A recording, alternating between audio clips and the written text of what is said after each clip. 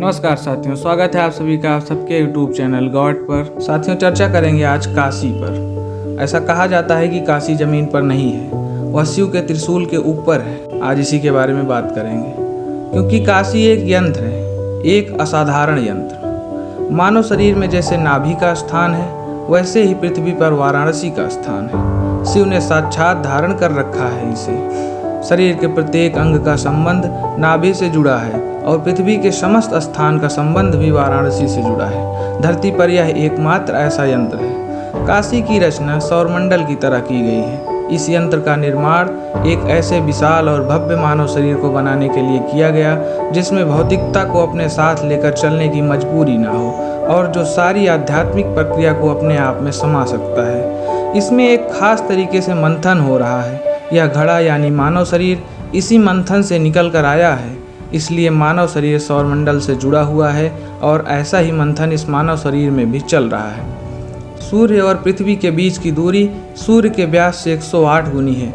आपके अपने भीतर 114 चक्रों में से 112 आपके भौतिक शरीर में हैं, लेकिन जब कुछ करने की बात आती है तो केवल 108 चक्रों का ही इस्तेमाल आप कर सकते हैं।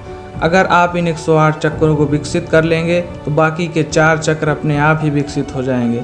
शरीर के 108 चक्रों को सक्रिय बनाने के लिए 108 तरह की योग प्रणालियां हैं। पूरे काशी यानी बनारस शहर की रचना इसी तरह की गई थी।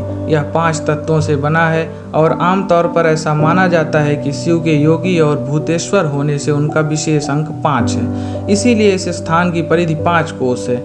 इसी तरह से उन्होंने संकेंद्रित कई सतहें बनाई। यह आपको काशी की मूलभूत ज्यामितीय बनावट दिखाता है। गंगा के किनारे यह शुरू होता है और ये संकेंद्रित वृत्त परिक्रमा की व्याख्या दिखा रहे हैं। सबसे बाहरी परिक्रमा की माप 168 मील है। यह शहर इसी तरह बना है और विश्वनाथ मंदिर इसी का एक छोटा सा रूप है। असली मंदिर की बनावट ऐसी ही है। यह बेहद जटिल है, इसका मूल रूप तो अब रहा ही नहीं। वाराणसी को मानव शरीर की तरह बनाया गया था। यहाँ 72,000 शक्ति स्थलों यानी मंदिरों का निर्माण किया गया। एक इंसान के शरीर में नाड़ियों की संख्या भी इतनी ही होती है, इसीलिए उन लोगों ने मंदिर बनाए और आसपास काफ़ी सारे कोने बनाए, जिससे कि वे सब जुड़कर 72,000 हो जाएं। यहाँ 468 मंदिर बने, क्योंकि चंद्र कैलेंडर के अनुसार साल में 13 महीने होते हैं। 13 महीने, 9 ग्रह, 4 दिशाएं। इस तरह से 13, 9 और 4 के गुणनफल के बराबर 468 मंदिर बनाए गए, तो यह नाड़ियों की संख्या के बराबर है। यह पूरी प्रक्रिया एक विशाल मानव शरीर के निर्माण की तरह थी। इस विशाल मानव शरीर का निर्माण ब्रह्मांड से संपर्क करने के लिए किया गया था। इस शहर के निर्माण की पूरी प्रक्रिया ऐसी है मानो एक विशाल इंसानी शरीर एक बृहद ब्रह्मांडीय शरीर के संपर्क में आ रहा हो। काशी बनावट की दृष्टि से सूक्ष्म और व्यापक जगत के मिलन का एक शानदार प्रदर्शन है। कुल मिलाकर एक शहर के रूप में एक यंत्र की रचना की गई है। रोशनी का एक दुर्ग बनाने के लिए और ब्रह्मांड की संरचना से संपर्क के लिए यहाँ एक सूक्ष्म ब्रह्मांड की रचना की गई। ब्रह्मांड और इस काशी रूपी सूक्ष्म ब्रह्मांड, इन दोनों चीज़ों को आपस में जोड़ने के लिए 468 मंदिरों की स्थापना की गई। मूल मंदिरों में 54 शिव के हैं, 54 शक्ति या देवी के हैं। अगर मानव शरीर को भी हम देखें तो उसमें आधा हिस्सा पिंगला है और आधा हिस्सा ईड़ा। दायां भाग पुरुष का है और बायां भाग नारी का। यही वजह है कि शिव को अर्धनारीश्वर के रूप में भी दर्शाया जाता है, आधा हिस्सा नारी का और आधा पुरुष का।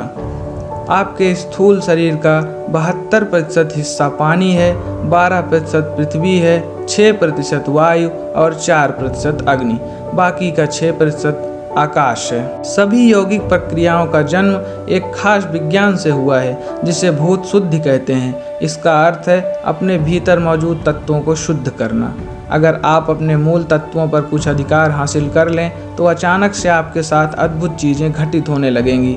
यहाँ एक के बाद एक 468 मंदिरों में सप्तऋषि पूजा हुआ करती थी और इससे इतनी ज़बरदस्त ऊर्जा पैदा होती थी कि हर कोई इस जगह आने की इच्छा रखता था। यह जगह सिर्फ आध्यात्मिकता का ही नहीं बल्कि संगीत, कला और शिल्प के अलावा व्यापार और शिक्षा का केंद्र भी बना। इस देश के महानतम ज्ञानी काशी के हैं। शहर ने देश को कई प्रखर बुद्धि और ज्ञान के धनी लोग दिए हैं। अल्बर्ट आइंस्टीन ने कहा था, पश्चिमी और आधुनिक विज्ञान भारतीय गणित के आधार के बिना एक कदम भी आगे नहीं बढ़ सकता था। यह गणित बनारस से ही आया। इस गणित का आधार यहाँ है। जिस तरीके से इस शहर रूपी यंत्र का निर्माण किया गया वह बहुत सटीक था।